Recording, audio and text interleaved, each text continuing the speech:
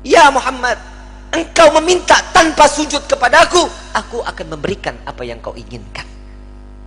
Nabi Muhammad SAW tanpa sujud, jika dia meminta kepada Allah, pasti akan dikabulkan. Dengan akhlak baginda Rasul SAW, beliau sujud, tahu beliau adalah seorang hamba yang pantasnya untuk sujud kepada Allah. Dia adalah Nabi SAW. Tatkala mereka datang bersama dengan Nabi, ya Rasulullah, mintalah permohonan kepada Allah. Apa jawaban Nabi? Analaha, analaha, analaha. Aku yang dapat menolong kalian, aku yang akan memberikan syafaat kepada kalian, aku yang akan membebaskan kalian dari siksaan padang mahsyar di hari ini.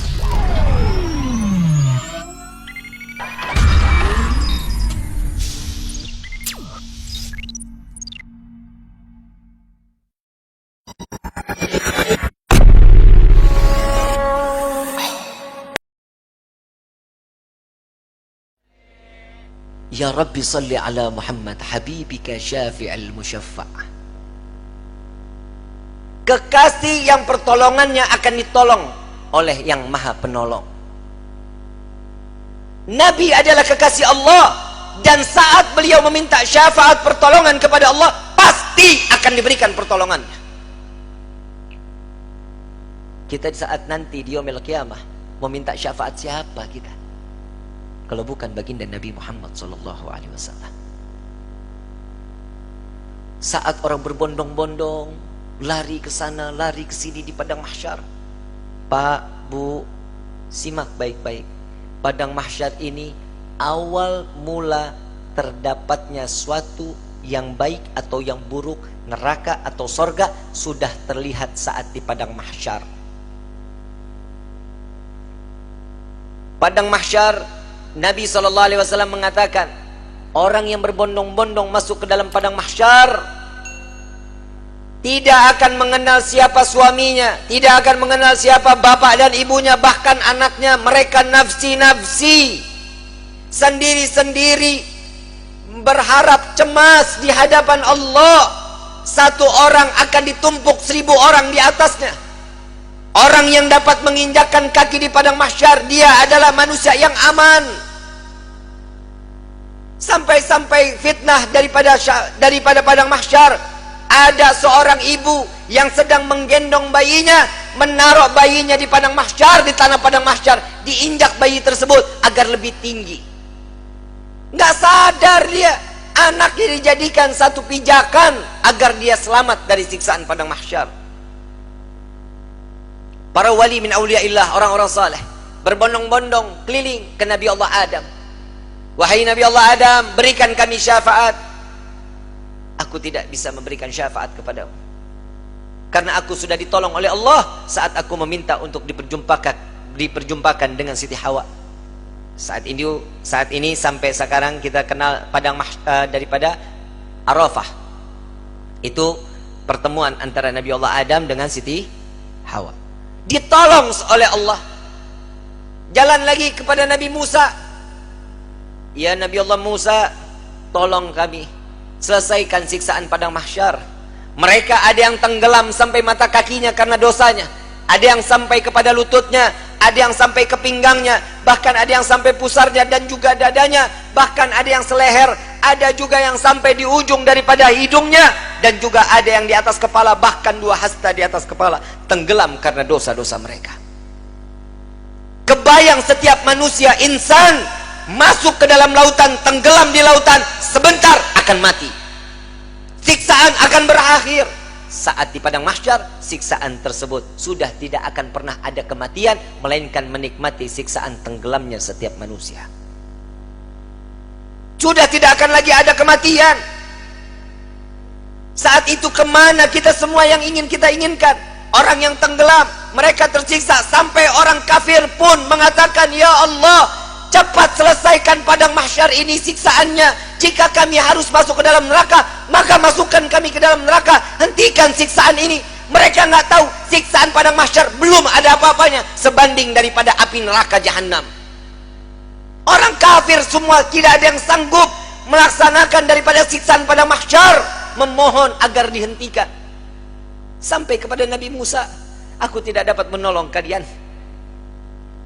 Karena aku telah diberikan syafaat oleh Allah menyelamatkan umatku saat dikejar-kejar oleh orang-orang Fir'aun. Coba kau ke Nabi Ibrahim, berangkat ke Nabi Ibrahim. Ya Nabi Allah Ibrahim, engkau adalah Khalilullah. Sampaikan kepada Allah, selesaikan pada mahsyar ini.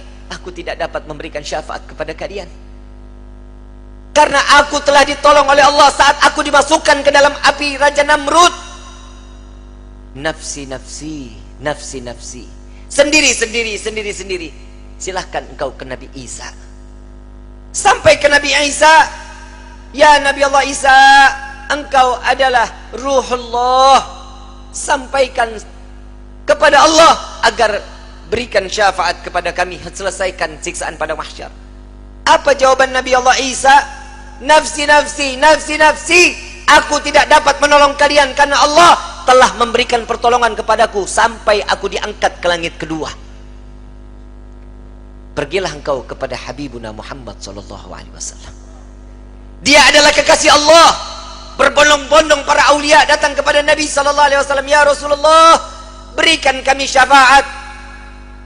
Sebelum orang tersebut berbondong-bondong datang kepada Nabi, Nabi SAW sudah melihat mereka akan datang kepada Nabi. Nabi berjumpa dengan Allah. Nabi sujud kepada Allah. Ya Muhammad, angkat kepalamu. Tidak lagi ada yang ibadah di padang mahsyar ini. Mengangkat kepala, lalu sujud lagi Allah di hadapan Allah. Nabi Muhammad SAW diangkat lagi. Wahai kekasihku, angkat kepalamu. Sudah tidak ada lagi yang ibadah dia di padang mahsyar ini. Tetap Nabi mengangkat kepala lalu sujud lagi kepada Allah. Sampai terakhir, apa yang kau inginkan wahai kekasihku? Ya Allah, selesaikan siksaan padang mahsyar. Biarkan mereka, masukkan mereka ke mizan penimbangan amal baik amal buruk mereka. Ya Muhammad, engkau meminta tanpa sujud kepadaku, aku akan memberikan apa yang kau inginkan. Nabi Muhammad SAW tanpa sujud, jika dia meminta kepada Allah pasti akan dikabulkan. Dengan akhlak baginda Rasul SAW, beliau sujud, tahu beliau adalah seorang hamba yang pantasnya untuk sujud kepada Allah. Dia adalah Nabi SAW. Tatkala mereka datang bersama dengan Nabi, ya Rasulullah, mintalah permohonan kepada Allah. Apa jawaban Nabi? Analaha, analaha, analaha. Aku yang dapat menolong kalian. Aku yang akan memberikan syafaat kepada kalian. Aku yang akan membebaskan kalian dari siksaan padang mahsyar di hari ini.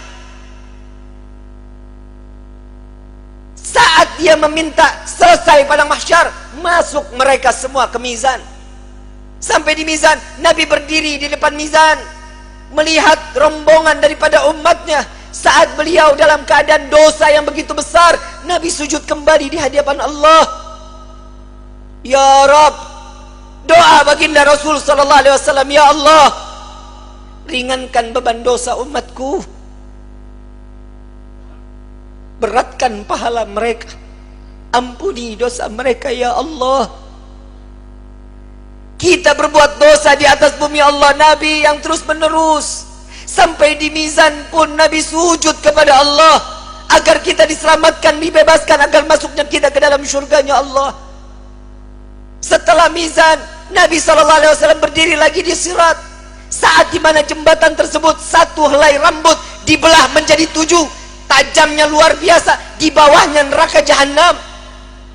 Nabi menunggu sampai ada umat yang ingin tergelincir dipegang oleh Nabi, dituntun sampai di ujung daripada jembatan tersebut.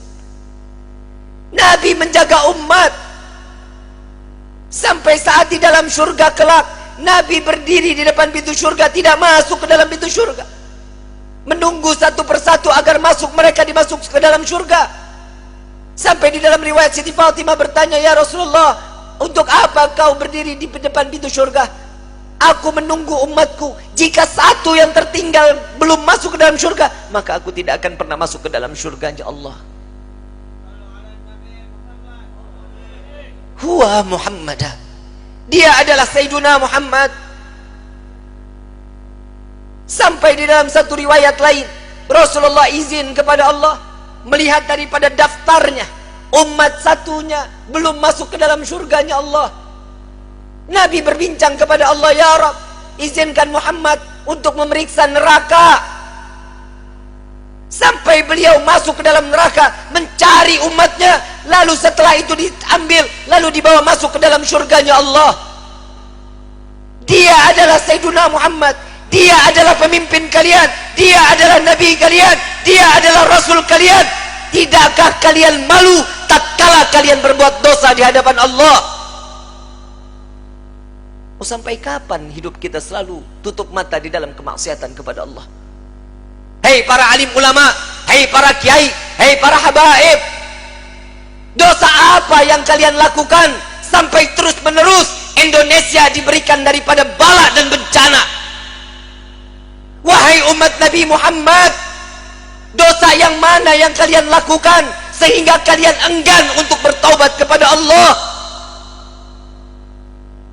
Tubna ilallah, tubna ilallah. Taubatlah kepada Allah, mohon ampunlah kepada Allah. Jika para aulia, para orang-orang saleh, kakek nenek kita terdahulu, dengan bangga mereka saat kelak nanti masuk ke dalam surga dengan membawa pikulan amalan-amalan kebaikan di hadapan Allah, bagaimana nasib kita?